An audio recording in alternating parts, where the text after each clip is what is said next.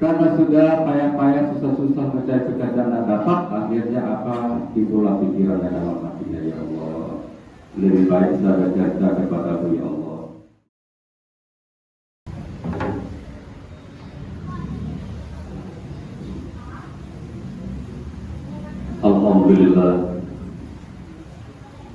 Alhamdulillahilladzi arsala rasulahu bil huda wa dinil haqq liyudhhirahu 'ala dini kullihi walau karihal musyrikun. Asyhadu an la ilaha illallah wa asyhadu anna Muhammadan abduhu wa rasuluh sallallahu alaihi wasallam la nabiyya ba'd. Allahumma salli wa sallim ala sayyidina Muhammad wa ala ali sayyidina Muhammad. Inni usikum wa iyaya bittaqwallah faqad faza muttaqun. Ittaqullaha haqqa tuqatih wa la tamutunna illa wa antum muslimun. Thumma qala Allah ta'ala fil Qur'anil Karim,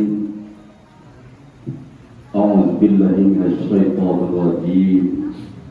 Bismillahirrahmanirrahim. Ya ayyuhalladzina amanu idza nudiya lis-sholati min yaumil jum'ah fas'au ila dzikrillah wa dzarul bai'. Dzalikum khairul lakum in kuntum ta'lamun. Shadaqallahul azim. Aku berlindung kepada Allah dari godaan syaitan yang terkutuk dengan menyebut nama Allah yang Maha Pengasih lagi Maha Penyayang. Wahai orang-orang yang beriman kepada Allah, apabila kamu disuruh untuk mendirikan sholat pada hari Jumat, bersegeralah kamu untuk mengingat Allah dan tinggalkanlah segala kegiatan-kegiatanku, dan itu lebih baik bagimu jika kamu mengetahuinya. Maha benar Allah dengan segala firman-Nya. Surat Al-Jumu'ah ayat 9. Bapak-bapak, saudara-saudara kaum muslimin rahimahullah. Pertama dan utama sekali, mari kita sama-sama bersyukur kepada Allah Subhanahu wa taala atas segala limpahan rahmat dan karunia-Nya kepada kita semua. Sehingga alhamdulillah kembali Jumat ini kita masih sama-sama dapat hadir di masjid kita ini. Tidak lain tidak bukan adalah untuk sama-sama berubudiyah, beribadah kepadanya dengan jalan menunaikan sholat pada Jumat. Semoga ibadah yang kita lakukan ini diterima Allah Subhanahu wa taala dan dibalasinya dengan pahala yang berkah-kahannya. Amin ya rabbal alamin. Salawat dan salam buat junjungan kita Nabi Muhammad sallallahu alaihi wasallam dengan ucapan Allahumma shalli ala sayyidina Muhammad wa ala ali sayyidina Muhammad. Bapak-bapak, saudara-saudara kaum muslimin jemaah rahimahumullah, pada kesempatan yang singkat ini marilah kita sama-sama yang pertama sekali untuk sama-sama meningkatkan ketakwaan kita kepada Allah Subhanahu wa taala. Dan selanjutnya hari Jumat yang mana diterangkan di dalam Al-Qur'an. Apa kata Allah? Apabila kamu disuruh untuk melaksanakan sholat pada hari Jumat, bersegeralah kamu untuk mengingat Allah. Artinya apa? Bersegeralah kamu menuju tempat-tempat sholat. Ya. Dan tinggalkanlah, kata Allah, segala macam kegiatan, apa saja kegiatan kita, bukan hanya sekedar jual beli, tetapi segala bentuk aktivitas kita tinggalkan dulu, kata Allah. Dan itu, kata Allah, lebih baik bagimu jika kamu mengetahuinya. Ayat ini dulu turun berdasarkan asbabun nuzulnya sewaktu Nabi kita Muhammad SAW memberikan khutbah pada hari Jumat seperti sekarang ini. Tahu-tahu ada namanya Dayatul Qalbi, pedagang dari negara Sam, dan berkumpul di depan masjid seperti yang kita laksanakan sekarang ini Jumat. Kalau tahu ada orang berkumpul di luar, pedagang, dan pedagang itu bukan hanya sekedar pedagang, tetapi memukul gendang, dipukul tambur dan bersorak-sorak, ayo bapak ibu ke sini, ayo ke sini, murah, bersorak-sorak di luar. Dan mendengar hal yang demikian, banyaklah kaum muslimin yang sedang mendengarkan khutbah dari Rasulullah SAW pergi keluar melihat apa yang dijual. Hanya tersisa lagi, menurut satu riwayat mengatakan hanya 12 orang saja tersisa lagi di dalam. Pergi melihat keluar. Dan turunlah ayat ini, apabila kamu dipanggil untuk melaksanakan sholat pada hari Jumat, tinggalkan segala kegiatan, apa saja kegiatan itu tinggalkan. Dan itu lebih baik bagimu, kata Allah, jika kamu betul-betul mengetahuinya. Siapa yang akan mendapatkan ini, siapa yang terpanggil akan ini, cuma orang-orang yang beriman. Karena memang ayat ini dipanggil orang yang beriman, bukan seluruh manusia. Hari Jumat adalah hari yang sangat mulia di sisi Allah Subhanahu wa Ta'ala. Dalam satu riwayat, apa kata Rasul? Siapa yang berwudu dengan sempurna, kita berwudu sempurna di rumah. Bagaimana sempurna wudu itu ya? Kita basuh muka itu sempurna, sebelum berwudu itu kita bersuci dulu, ya. Basuh tangannya dengan sempurna, menyapu kepalanya sebagian itu sempurna, ya, bukan asal-asalan. Kemudian ditutup dengan doa sesudah berwudu. Kemudian pergi menuju masjid, kata Rasul. Siapa yang berwudu dengan sempurna, kemudian pergi menuju tempat sholat hari Jumat, sampai di masjid dia duduk dengan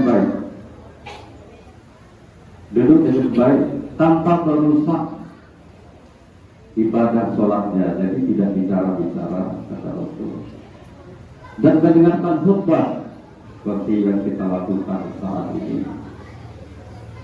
Kemudian sholat 2 rakaat. Apa kata Rasul? Orang yang seperti itu, kata Rasul, dosanya diampuni oleh Allah sampai hari Jumat yang akan datang. Betapa mulianya hari Jumat. Berwudu kita di rumah dengan sempurna, pelatakan kaki menuju masjid, sampai di masjid sholat umpamanya sholat tahiyatul masjid 2 rakaat, kemudian duduk dengan bagus, dengarkan khatib memberikan khutbah. Setelah itu kita sholat bersama-sama. Nah, orang yang seperti ini, kata Rasul, dosanya diampuni sampai hari Jumat yang akan datang. Andai saja kita tidak meninggalkan satu kali Jumat pun, maka insya Allah hari Jumat yang akan datang, kalaupun panjang umur kita masih sholat lagi hari Jumat yang akan datang seperti sekarang juga. Dosa kita pun diampuni pula sampai dari Jumat berikutnya. Dan andai kita mati di dalam antara hari-hari Jumat itu, maka kita pun akan meninggalkan dunia ini dalam keadaan diampuni dosa kita oleh Allah Subhanahu wa Ta'ala. Diampuni oleh Allah Subhanahu wa Ta'ala. Inilah kehebatannya, inilah kemuliaannya hari Jumat yang terkadang kita sia-siakan, terkadang kita lalai-lalaikan. Ya. Pada masa Khalifah Khalid bin Dinar, ada dua orang yang beragama Majusi. Orang ini adik kakak. Abangnya berusia 73 tahun, artinya sudah 73 tahun lamanya menyembah api. Adiknya 35 tahun lamanya menyembah api. Apa kata adiknya kepada abangnya? Bang, udah awal-awal mau menyembah api go. Bang, kalau seandainya gini go awal tes, uji coba. Kalau seandainya tangan kita ini masih panas, kita dekat kepada api ini, kita tidak usah sembah saja api ini lagi. Kata adiknya kepada abangnya. Baik, kata abangnya. Maka hidupkanlah api besar.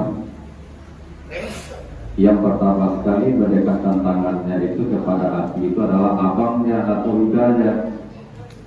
Setelah didekatkan tangannya kepada api, ternyata tangannya masih tetap panas, terbakar. Kemudian adiknya pun mencoba, sama seperti abangnya, masih tetap panas terhadap tangan adiknya, tetap terbakar tangannya. Apa kata adiknya? Kalau begini bang, sudah tidak usah kita sembah api ini lagi, kita tinggalkan agama ini.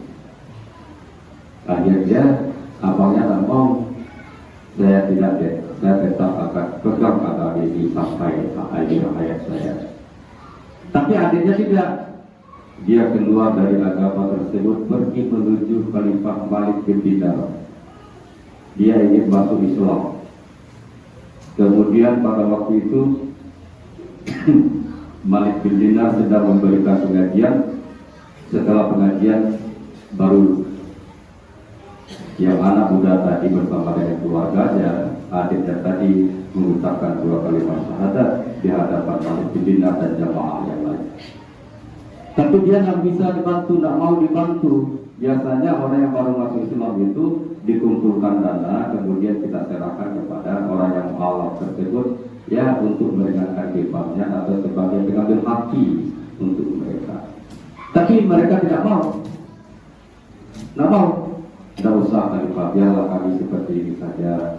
Sekarang kami permisi dulu. Dia bersama istrinya pergi ke ujung kampung. Nah, di ujung kampung ada sebuah rumah gubuk tinggal. Di sana mereka tinggal. Pagi, apa kata istrinya? Udah, carilah karajo ke pasar. Ya, kan tak ada nawak makan berdua. Nah, akhirnya laki-laki tadi pergi ke pasar mencari pekerjaan. Sampai di pasar, tidak ada satupun orang yang mau membawa dia bekerja. Tidak ada. Pak, ada pekerjaan Pak, saya bantu. Tidak ada. Tidak ada orang yang mau membawa dia bekerja. Karena sudah payah-payah, susah-susah mencari pekerjaan dan dapat, akhirnya apa? Timbullah pikirannya dalam hatinya, ya Allah, lebih baik saya bekerja kepada ya Allah. Maka dia pergi ke masjid. Ya, pergi ke masjid. Akhirnya dia sholat di masjid sampai sore dia sholat. Sore pulang sampai di rumah tentu bertanya istrinya, "Lai dapat pekerjaan tidak?"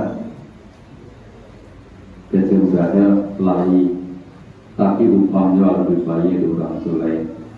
Akhirnya malam itu mereka tidur dalam keadaan lapar. Besok kembali lagi ke pasar.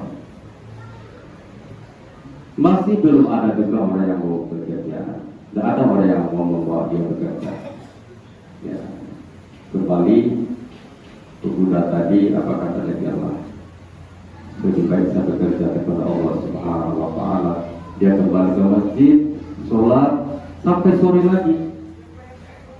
Setelah sore pulang lagi, masih bertanya istrinya, "Ala dibayar gaji oleh Pak Tanda?" "Alun, tadi dia perkara jojo, tapi alun dapat upahnya lain, alun dibayar." Nah, mereka masuk itu dalam keadaan kelaparan. Besok, kebetulan hari Jumat, dia pergi ke pasar mencari pekerjaan juga, masih belum dapat pekerjaan. Apa katanya? Ya, lebih baik saya bekerja kepada Allah lagi. Akhirnya dia duduk dengan tenang di masjid, mendengarkan khutbah, sholat 2 rakaat.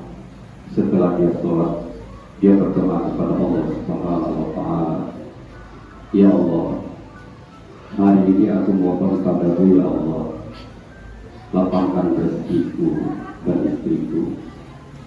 Aku khawatir ya Allah, jika tidak Engkau berikan aku rezeki pada hari ini untuk makan istriku, aku khawatir mereka akan kembali, dia akan kembali kepada agamanya ya Allah.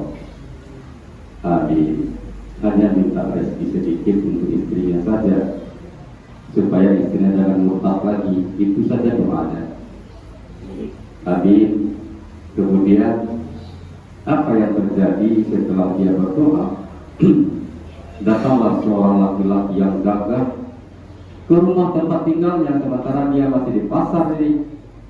Ada orang mengetuk pintu rumahnya. "Assalamualaikum." "Waalaikumsalam," kata istrinya. Nah, bapak ini siapa?" "Nah, saya mengantarkan gaji suamimu yang 3 hari ini."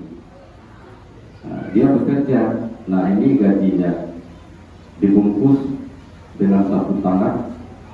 Setelah dibuka oleh istrinya, ternyata uang dinar, 1.000 dinar. 1.000 dinar itu, Allah, itu sangat banyak sekali. Kalau 1.000 dinar ini hampir 1 miliar ya, 1 miliar. Dan uang dinarnya tidak sama dengan uang dinar kita sekarang ini, ya, karena didatangkan dari surga oleh Allah Subhanahu wa Ta'ala. Setelah diambil 1 dinar saja oleh istrinya terima kasih ya Pak. Nah, diambillah 1 dinar oleh istrinya, lantas dia pergi ke pasar menukarkan uang ini untuk belanja. Orang toko emas, ya, orang yang menukarkan uang terkejut melihat uang ini tidak biasa. Lantas uang yang 1 dinar itu ditukar oleh tukang emas tersebut 1.000 dinar. 1 dinar itu diganti dengan 1.000 dinar. Begitu hebatnya uang yang ada di tangan ibu ini. Dan setelah itu dia belanja, beli makanan, beli lauk pauk, masak. Sore sedang masak soal istrinya, suaminya pulang. Menjelang pulang, apa pikiran suaminya? "Ya Allah, saya juga belum dapat gaji ya Allah."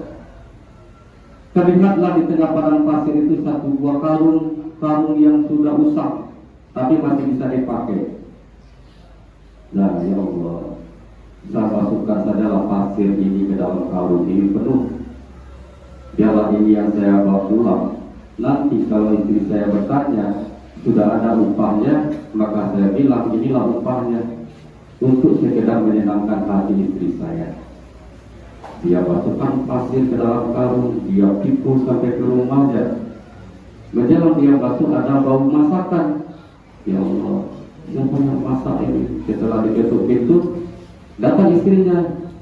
Alhamdulillah, tadi sudah ada orang mengantarkan gaji juga, ya, banyak dikasihnya dan banyak, dan itu sudah saya masak, mari kita makan. Nah, yang suaminya keheranan, siapa yang mengantarkan gaji saya, di mana saya bekerja? Tapi dia langsung makan bersama istrinya.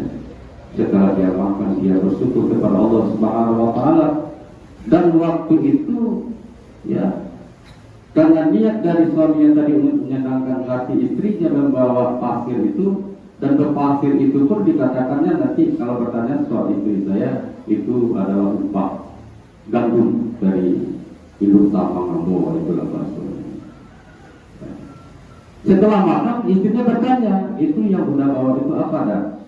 Nah, apa kata saudara Anda itu sudah usah lagi tanya lagi, biar aja lah, ya nggak usah kita tanya lagi. Itu kan kita sudah ada makanan, sudah ada minuman, sudah bagus, sudah itu nggak bisa kamu tanya-tanya lagi.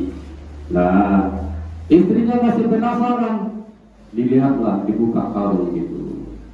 Atas izin Allah Subhanahu Wa Taala, pasir yang dimasukkan oleh pemuda tadi, laki-laki tadi, berubah menjadi gandum yang sangat murni yang didatangkan oleh Allah dari surga Allah Subhanahu Wa Taala. Inilah kemuliaan hari Jumat. Apakah tidak mungkin terjadi hal seperti itu pada diri kita sekarang ini? Tidak ada yang tidak mungkin. Tetapi kenapa tidak berhasil, tidak ada terjadi pada diri kita saat ini? Keyakinan kita kepada Allah sudah mulai berkurang. Keyakinan kita kepada Allah sudah mulai berkurang. Kita beragama antara lain benda. Coba keyakinan kita kepada Allah, bahwasanya apapun kata Allah itu adalah benar. Malahan Rasul mengatakan hari Jumat itu diibaratkan oleh Rasul dengan sebuah cermin yang bersih, dan di tengah-tengahnya ada satu titik yang kecil. Apa itu titik? Kata sahabat. Sahabat bertanya, ya Rasul, ini yang titik kecil ini apa ya Rasul? Inilah waktu, kata Rasul, pada hari Jumat. Jika seseorang umat berdoa tepat pada waktu itu, apapun hajatnya, apapun doanya, pasti dikabulkan oleh Allah Subhanahu Wa Taala. Jadi artinya apa, bapak-bapak? Di hari Jumat ini ada waktu sewaktu-waktu, tapi waktu itu entah kapan, tetapi Rasul mengatakan, ya, pertama sekali waktunya itu kata Rasul sewaktu khotib duduk akan melaksanakan khutbah yang kedua.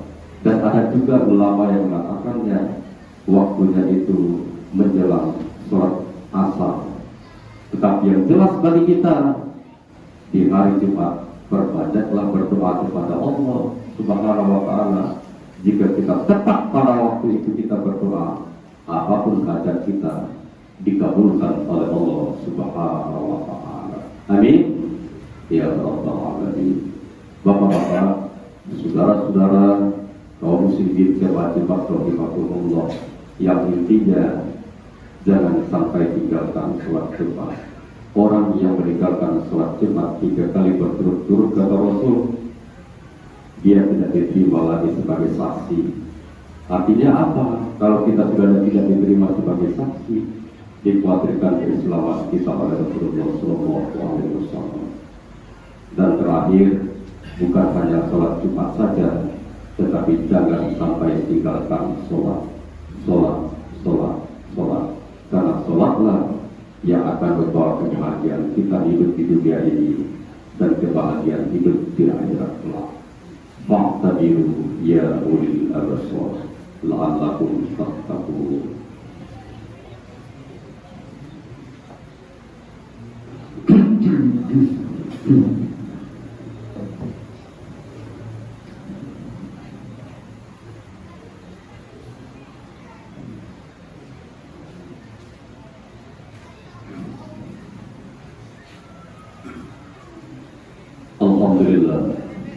Alhamdulillahilladzi arsala rasulahu bil huda wal haqq liyudhhirahu 'ala dini kullihi walau karihal musyrikun.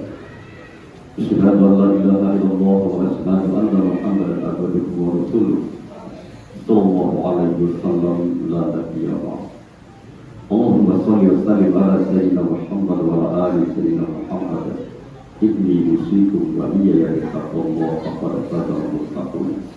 Ittaqullaha haqqa tuqatih wa la tamutunna illa wa antum muslimun. Tsumma qala Allah ta'ala fil Qur'anil Karim, a'udzu billahi minasy syaithanir rajim. Bismillahirrahmanirrahim. Qul huwallahu ahad, Allahus samad, lam yalid wa lam yulad wa lam yakul lahu kufuwan ahad. Inna Allaha wa malaikatahu yusholluna 'alan nabi ya ayyuhalladzina amanu shallu 'alaihi wa sallimu taslima. Allahumma shalli 'ala sayyidina Muhammad wa 'ala ali sayyidina Muhammad kama shallaita 'ala sayyidina Ibrahim wa 'ala ali sayyidina Ibrahim wa barik 'ala sayyidina Muhammad wa 'ala ali sayyidina Muhammad كما باركت على سيدنا إبراهيم وعلى آل سيدنا إبراهيم في العالمين إنك حميد مجيد. اللهم للمؤمنين والمؤمنات والمسلمين والمسلمات الأحياء منهم والأموات ربنا ظلمنا أنفسنا وإن لم تغفر لنا وترحمنا لنكونن من الخاسرين. اللهم نسألك السلامة في الدين وعافية في الجسد وزيادة في العلم وبركة في الرزق وقوة قبل الموت ورحمة عند الموت ومغفرة بعد الموت. اللهم حبب علينا في سكرة الموت والنجاة من الدار والعرض وعند الحساب. ربنا هب لنا من أزواجنا وذرياتنا قرة أعين واجعلنا للمتقين إماما.